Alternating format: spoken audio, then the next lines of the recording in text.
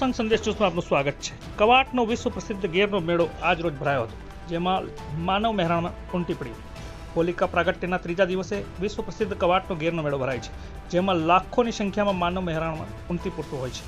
છોટાઉદેપુર જિલ્લામાં વિવિધ મેળાઓ થતા હોય છે, પરંતુ કવાંટના ગેરના મેળામાં એક આગવું આકર્ષણ છે।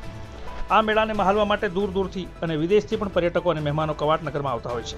કવાંટનો વિશ્વ પ્રસિદ્ધ ગેરનો મેળો આજ રોજ ભરાયો હતો, જેમાં સવારથી જ ગેરૈયાઓની ટુકડી સૌપ્રથમ કવાંટ બજારોમાં ફરતી જોવા મળી હતી। જો કે લોકસભાની ચૂંટણીની જાહેરાત થઈ ગયેલ છે અને છોટાઉદેપુર લોકસભા બેઠક માટે ભાજપ અને કોંગ્રેસ બંને પાર્ટીઓમાંથી ઉમેદવારો જાહેર થઈ ગયા છે, જેથી આજ રોજ કવાંટ ગેરના મેળામાં બંને પાર્ટીઓ દ્વારા ગેરના મેળામાં આવનાર ગ્રામજનો માટે મંડપ મારી ખાણીપીણીની વ્યવસ્થા કરવામાં આવી હતી। આમ તો દર વર્ષની જેમ ચાલુ સાલે પણ કડીપાણી, હાપેશ્વર, મોગરા, માણકા જેવા ગામોની ગેરૈયાઓની ટુકડી પોતપોતાના પરંપરાગત વેશભૂષા, આભૂષણો અને શણગાર કરી મોટલા ઢોલ અને પીહા સાથે આવી હતી અને ત્રણેય રાજ્યોમાંથી ખૂબ જ મોટી સંખ્યામાં ગ્રામજનો ગેરના મેળામાં મહાલવા ઉમટી પડ્યા હતા। જોકે કવાંટ નગરનો વિશ્વ પ્રસિદ્ધ ગેરનો મેળો ચુસ્ત પોલીસ બંદોબસ્તને લઈને કોઈ પણ અનિચ્છનીય બનાવ બન્યા વગર સમાપ્ત થયો હતો।